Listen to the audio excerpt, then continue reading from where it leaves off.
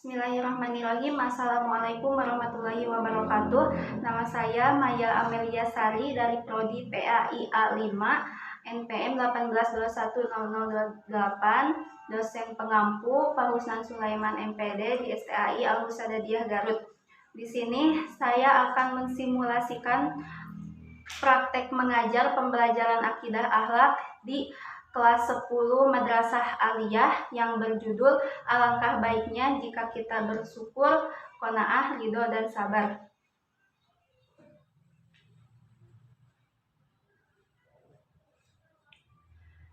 Assalamualaikum warahmatullahi wabarakatuh.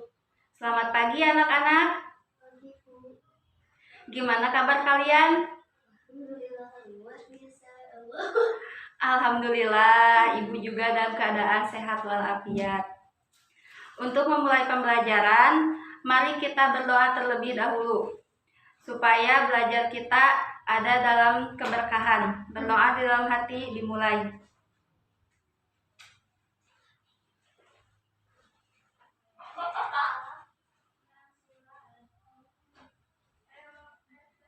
Selesai. Silakan kepada kalian untuk merapikan dulu tempat duduk kalian supaya belajarnya nyaman ya. Setelah itu ibu akan mengabsen dulu. Bagi yang namanya dipanggil, kalian acungkan tangannya dan bilang hadir ya.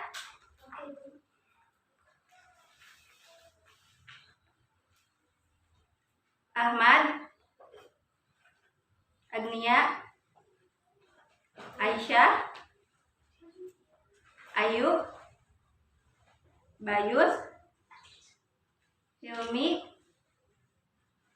Mala, Naila, Nendi, Najla, Nosti, Nopi, Ridwan, Rosita, Cindy. Baik, alhamdulillah kalian semuanya hadir.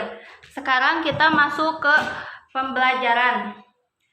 Tapi sebelum ibu menjelaskan materi yang sekarang, ibu ingin mengecek dulu kepada kalian apakah kalian masih ingat pelajaran yang minggu kemarin? Siapa yang masih ingat? Ya, kamu silahkan. Iya, benar. Minggu kemarin kita belajar tentang akhlak tercela, dan minggu sekarang kita akan masuk ke bab 6, yaitu alangkah baiknya jika kita bersyukur, qanaah, ridho, dan sabar. Sub yang akan kita bahas pada pagi ini ada 3. Yang pertama, bersyukur. Yang kedua, qanaah. Yang ketiga, ridho dan sabar. Sebelum itu, silahkan kalian siapkan dulu buku dan pulpennya, dan kalian tulis apa yang perlu ditulis dan tidak perlu ditulis kalau tidak perlu ditulis. Kalau yang punya buku paket, silahkan buka buku paket kalian pada halaman 99.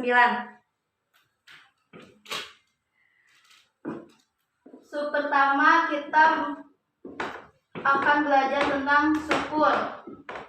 Yang kedua, qanaah. Yang ketiga, ridho dan sabar. Baik anak-anak, apakah di antara kalian ada yang mengetahui apa itu syukur? Silahkan acungkan tangan kalian jika kalian mengetahui pengertian ini. Silahkan kamu. Iya, betul. Jadi pengertian syukur itu kalau dalam arti singkatnya, syukur itu berterima kasih kepada Allah. Sedangkan secara istilahnya, syukur itu adalah suatu tindakan, ucapan, perasaan senang, bahagia atas segala nikmat yang kita peroleh, baik itu nikmat lahiriah maupun nikmat batiniah. Yang selanjutnya yaitu qanaah. Qanaah ini mempunyai arti yaitu sikap menerima dan merasa cukup dengan apa yang dimiliki, dan menjauhkan dari sikap merasa tidak puas dan merasa tidak cukup. Jadi antara syukur dan qanaah ini saling berhubungan. Kalau kalian sudah mempunyai rasa syukur, pasti kalian akan mempunyai sifat qanaah ini. Yang selanjutnya, ridho dan sabar. Ridho artinya berlapang dada atas segala sesuatu ketentuan dari Allah, tenang dalam menghadapi cobaan, terus berusaha dan tidak pernah putus asa.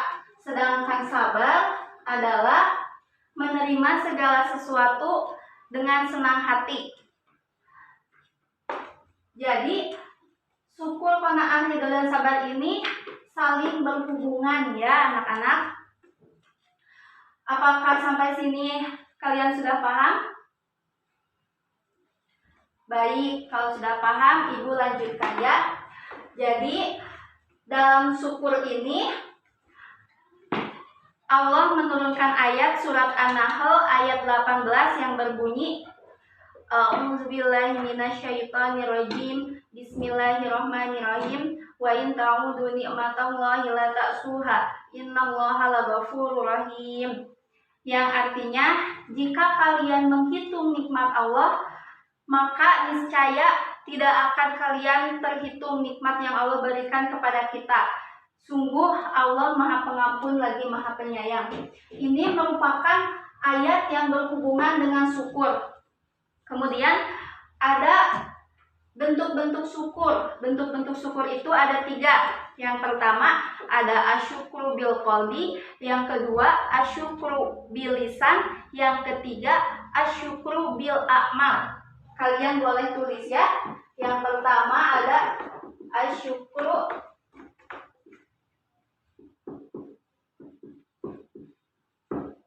yang kedua asyukru bil lisan,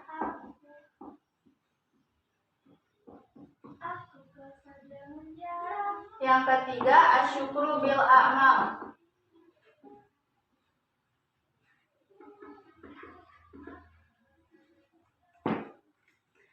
Baik anak-anak, apakah kalian ada yang mengetahui apa itu asyukru bil qalbi? Ya, asyukru bil qalbi itu menerima dengan sepenuh hati nikmat yang diberikan Allah kepada kita. Kita meyakini bahwa nikmat yang diberikan kepada kita itu berasal dari Allah Subhanahu wa Ta'ala. Yang kedua, asyukru bil lisan, yaitu mengucapkan syukur dengan bacaan hamdalah. Bacaan hamdalah itu alhamdulillahirabbil alamin. Itu dibaca ketika kita mendapatkan nikmat dari Allah, seperti nikmat kita makan, nikmat tidur, dan sebagainya. Yang ketiga ada asyukru bil a'mal, yaitu yang berarti syukur dalam amal perbuatan. Menurut Imam Al-Ghazali, syukur dalam amal perbuatan ini melalui 7 anggota badan. Yang pertama ada mata. Cara mensyukuri mata dengan cara kita menggunakan mata ini dengan hal-hal yang positif dan menjauhkan dari hal-hal yang negatif, melihat hal-hal yang negatif ya. Yang kedua ada telinga. Cara mensyukuri nikmat Allah ini yaitu dengan menggunakan telinga untuk mendengarkan hal-hal yang positif, tidak mendengarkan hal-hal yang negatif. Yang ketiga yaitu lidah. Cara mensyukuri kita melalui lidah ini yaitu dengan cara menggunakan lidah dengan hal-hal yang positif. Contohnya banyak berzikir kepada Allah, banyak menyebut asma-asma Allah, dan lain sebagainya. Yang keempat melalui tangan. Cara mensyukuri nikmat Allah ini yaitu dengan cara kita menggunakan tangan ini dengan hal-hal yang positif. Yang kelima, perut. Cara mensyukuri nikmat Allah ini yaitu dengan kita menggunakan perut ini dipakai untuk memakan hal-hal yang halal dan baik, tidak memakan hal-hal yang haram dan buruk ya. Yang keenam, kemaluan. Cara kita mensyukuri nikmat Allah melalui kemaluan ini yaitu dengan cara kita harus menjaga kehormatan kita sebagai seorang muslim ya.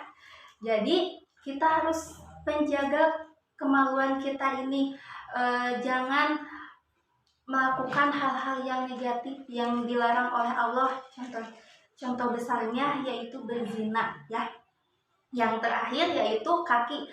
Cara mensyukuri nikmat Allah melalui kaki ini yaitu dengan cara kita menggunakan kaki untuk melangkah ke hal-hal yang positif. Contohnya menggunakan kaki melangkah ke hal yang positif itu yaitu pergi ke masjid, pergi ke pengawasan, pergi ke labul ilmi, pergi bersilaturahmi dan lain sebagainya.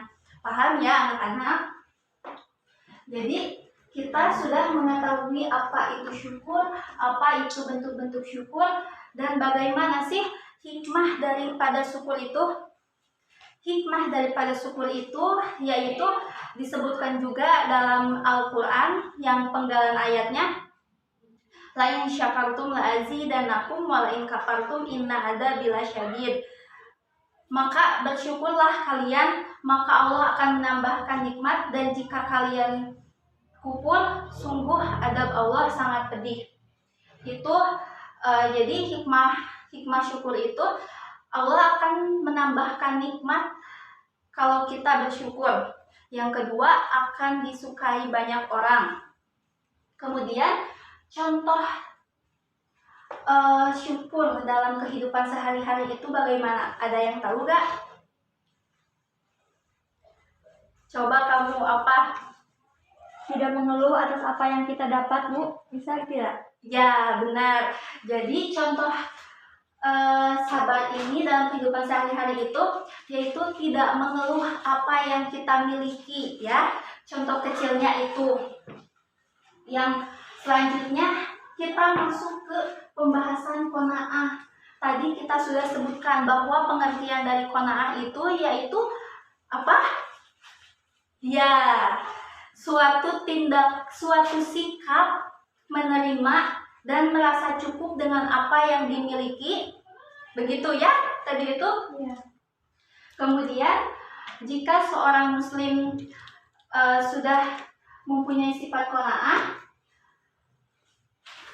kita akan hidup dengan tenang, dengan tentram, karena di dalam hati kita itu sudah merasa cukup, yang Allah berikan kepada kita itu sudah cukup.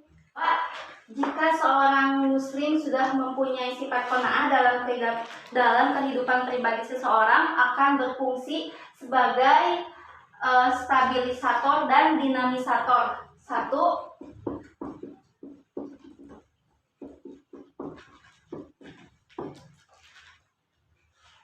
stabilisator artinya akan berlapang dada, berhati tenteram dan akan merasa puas dengan apa yang dimiliki oleh kita. Yang kedua, ada fungsi dinamisator.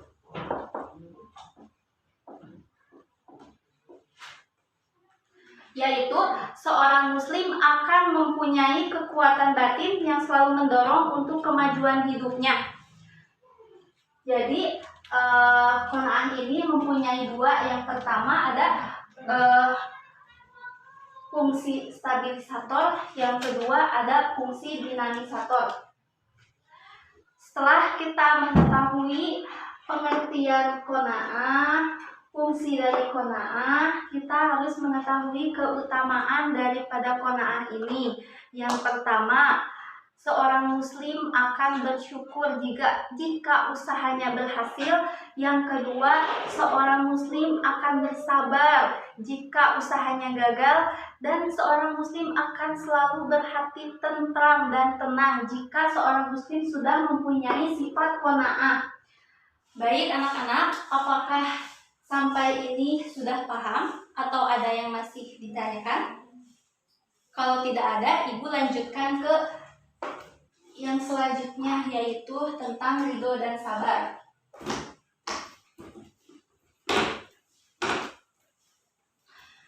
Tadi sudah Ibu jelaskan bahwa pengertian ridho itu yaitu berlapang dada atas segala sesuatu ketentuan dari Allah.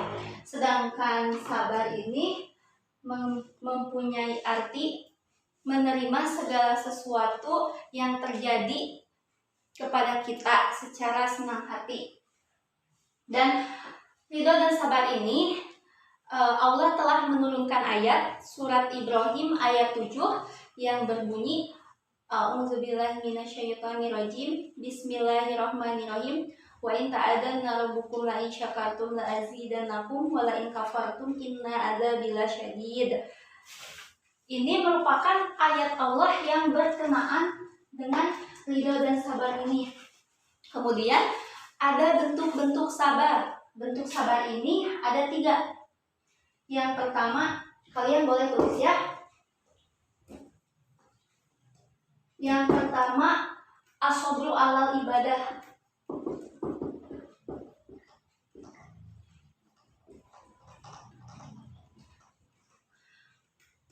As-sabru alal ibadah artinya bersabar dalam ibadah, dalam melakukan ibadah. Jika seorang muslim sudah mempunyai rasa sabar dalam hatinya, maka jika seorang muslim ini beribadah, maka ia akan mempunyai kehusuan tersendiri dalam ibadahnya. Contohnya, seorang muslim itu melakukan sholat fardu, contohnya ya. Jika seorang muslim mempunyai kesabaran, maka seorang muslim itu akan melakukan sholat fardunya dengan khusyuk dan tidak tergesa-gesa. Begitu. Yang kedua ada as-sabru alal maksiat. As-sabru alal maksiat. As-sabru alal maksiat artinya sabar dalam meninggalkan maksiat. Telah kita ketahui bahwa yang dinamakan maksiat itu yaitu perkara yang mudah, yang senang, yang menyenangkan untuk kita lakukan. Dan jika seorang muslim sudah mempunyai rasa sabar, rasa taat kepada Allah, rasa khauf itu artinya rasa takut kepada Allah, maka seorang muslim tidak akan melakukan maksiat. Dan untuk tidak melakukan hal maksiat ini, seorang muslim harus mempunyai kesabaran. Maka kalau seorang muslim sudah tidak melakukan maksiat, insya Allah ganjarannya yaitu surga. Yang ketiga, as-sabru alal musibah. Sabru alal musibah yang artinya sabar dalam menghadapi musibah. Kita sebagai seorang muslim, jika Allah menurunkan musibah kepada kita, kita harus menerima musibah itu dengan sabar. Kalau kita sudah sabar, maka Allah akan memberikan pahala kepada kita. Dan jika kita kalau diberikan musibah itu sabar, maka jaminannya kita akan masuk surga. Begitu.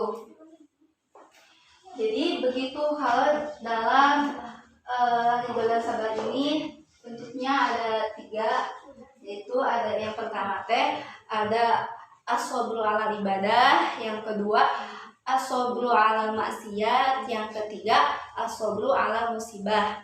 Baik anak-anak, apakah sampai sini sudah paham?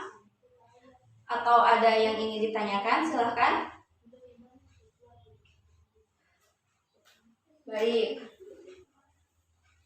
Setelah kita mengetahui ridho dan sabar ini, kita harus mengetahui apa sih keutamaan dari sabar ini. Keutamaan dari sabar ini yaitu yang pertama akan dicintai oleh Allah, yang kedua akan dicintai oleh sesama manusia, yang ketiga hatinya akan selalu tenang. Dan contoh sabar ini, contoh sabar dalam kehidupan sehari-hari, contohnya kita harus berperilaku berpikiran positif kepada orang lain, kepada diri sendiri juga. Kemudian contoh kisah sabar yaitu terdapat dalam kisah Nabi Ayub. Nabi Ayub yaitu nabi yang terkenal akan kesabarannya. Nabi Ayub mendapat pujian dari Allah atas kesabaran beliau. Pada saat itu beliau diberi uji oleh Allah, yaitu diberikan penyakit, kalau gak salah itu penyakit kusta yang sulit disembuhkan. Kemudian hartanya habis, anak-anaknya meninggal dunia. Kemudian pas Nabi Ayub itu sakit, istrinya meninggalkan beliau, tetapi beliau tetap sabar dan terus beribadah kepada Allah. Yang selanjutnya, contoh dari sabar ini terdapat juga dalam kisah Nabi Ibrahim, yang pada saat itu Nabi Ibrahim bermimpi diperintahkan oleh Allah untuk menyembelih putra kesayangannya, yaitu Nabi Ismail. Nabi Ibrahim menerima ketentuan Allah itu untuk menyembelih Nabi Ismail dengan bersabar, dengan berlapang dada. Baik anak-anak, apakah ada yang ingin ditanyakan? Atau sampai ini sudah paham? Kalau sudah paham, Ibu akan tutup pembelajaran kali ini. Sebelum Ibu tutup, Ibu akan menyimpulkan dulu materi yang sekarang kita pelajari. Yang pertama, syukur, qanaah, ridho, dan sabar. Syukur tadi arti secara singkatnya yaitu berterima kasih kepada Allah. Qanaah berarti merasa cukup dengan apa yang dimiliki. Ridho dan sabar mempunyai arti ridho yaitu berlapang dada atas segala sesuatu ketentuan dari Allah, dan sabar ini menerima segala sesuatu yang terjadi dengan senang hati. Kemudian ada Al-Quran yang diturunkan oleh Allah, yaitu surat An-Nahl ayat 18. Kemudian kalau ridho dan sabar ada dalam Quran surat Ibrahim ayat 7 tadi itu kan. Yang selanjutnya, bentuk daripada syukur ini tadi ada 3. Kita sudah jelaskan. Yang pertama, syukur asyukur bil qalbi, yang kedua asyukur bil lisan, yang ketiga asyukur bil a'mal. Kemudian bentuk dari sabar ini sama ada 3. Yang kesatu ada as-sabru ala ibadah, yang kedua as-sabru ala maksiat, yang ketiga as-sabru ala musibah. Baik anak-anak, kalau sudah, kita akan tutup pertemuan kali ini.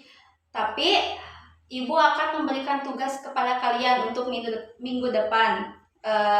Tugasnya kelompok saja. Kelompok dibagi 3 ya, dibagi 3. Nanti kelompoknya ditentukan oleh KM saja ya. Nanti kelompok pertama menjelaskan tentang syukur, kelompok kedua menjelaskan tentang qanaah, dan kelompok 3 menjelaskan tentang ridho dan sabar. Nanti di minggu depan, sebelum kita lanjut ke materi yang selanjutnya, yaitu bab 7 tentang alangkah baiknya kita hormat kepada guru dan orang tua. Sebelum kita lanjut ke materi itu, kalian harus menjelaskan dulu dari per kelompok itu. Ini kelompok 1 tentang syukur, kelompok 2 qanaah, ketika sabar. Begitu ya. Baik, kalau sudah mengerti, Ibu akan tutup. Mohon maaf apabila banyak kekurangan dan kesalahannya. Wabillahi taufiq wal hidayah. Wassalamualaikum warahmatullahi wabarakatuh.